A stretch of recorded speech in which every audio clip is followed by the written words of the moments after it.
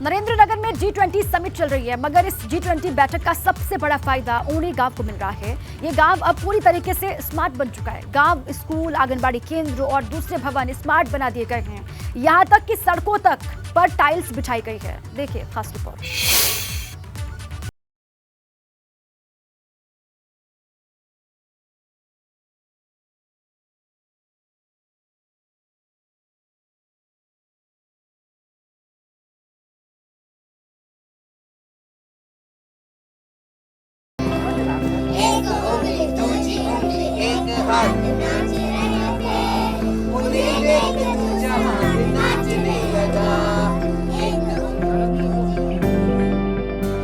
Road आ गई है और पंचायत भवन और बहुत कुछ कार्य हुआ है। स्कूल भी बन गया है हमारा।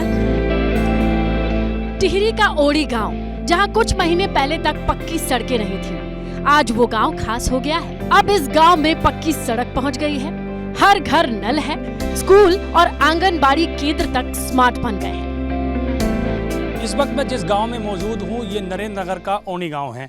इस गांव को स्मार्ट विलेज के तौर पर चुना गया है, जहां पर जो G20 का डेलीगेट्स है वो पहुंचेगा। G20 के डेलीगेट्स के आने से पहले इस गांव को स्मार्ट विलेज बना दिया गया है। और आप मेरे पीछे की तस्वीरें देख रहे हैं कि जो भी घर आपको नज़र आ रहा है वो पूरी तरह से स्मार्ट नज़र आ रहा है। उस पर रंगाई का और पोतन का बेहतर तरीके से काम किया गया है। यहाँ की जो संस्कृति है उत्तराखंड की, उसको दीवारों पर उकेरा गया है। नरेंद्रनगर में आयोजित हो रही समिट की वजह से इस गांव की सूरत बदल गई है। G20 समिट में शामिल होने वाले डेलीगेट्स को गांव का भ्रमण कराया जाएगा। हमारा स्कूल बिल्कुल ये समय हाईटेक हो रहा है और G20 को लेकर के, और G20 को लेकर के हमारे जो बच्चे हैं वो तैयारी में लगे हुए हैं, और जो डेलीगेट्स आएगा उसके लिए बहुत ज़्यादा एक्साइटेड है। ओड़ी गांव के घरों को खूबसूरत तरीके से सजाया गया है। घरों पर रंग बिरंगी पेंटिंग्स लगाई गई है।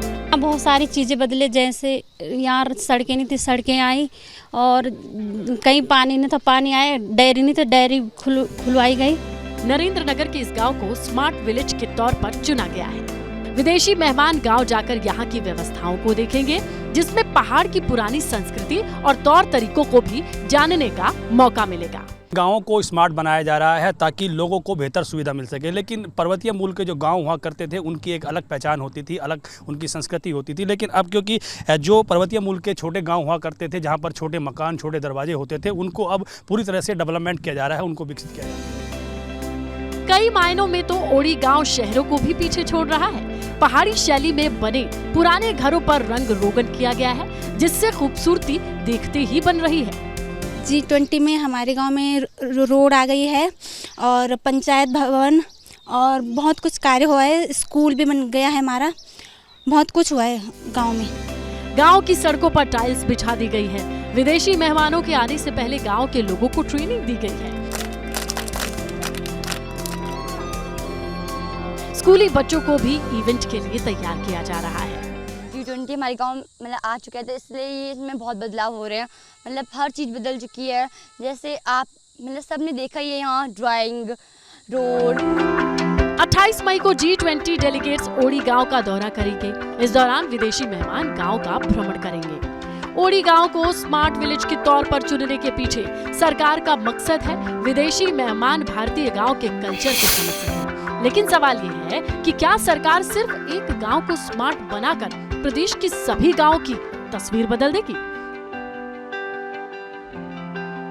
दूरवर्ती अगर गांव में आप जाएंगे तो आपको इस तरह की झलक बिल्कुल नज़र नहीं आएगी, क्योंकि वहां पर इस तरह का डेवलपमेंट नहीं हुआ है। वहां पर सड़कें ऐसी नहीं हैं, वहां पर ऐसी पगडंडियों पर सीमेंट के जो पक्की रोड है वो नहीं बनाई गई है, वहां पर पॉली हाउस नहीं है, वहां पर मुर्गी फार्म नहीं है, वहां पर दूध कलेक्शन के लिए कुछ नहीं बनाया गया है। तो ये सवाल है कि जिस गाँव को G20 के लिए स्मार्ट विलेज के तौर पर चुना गया है, शायद ऐसे ही सरकार दूसरे गाँव को भी चुने और वहाँ पर भी इस तरह का डेवलपमेंट पहुँचाए, तो शायद उत्तराखंड के गाँव में विकास पहुंचेगा और वो बेहतर बन सकेंगे। ओड़ी गांव से अपने सहयोगी क्रिस्टोफर लॉरेंस के साथ पंकज राणा, एबीपी गंगा।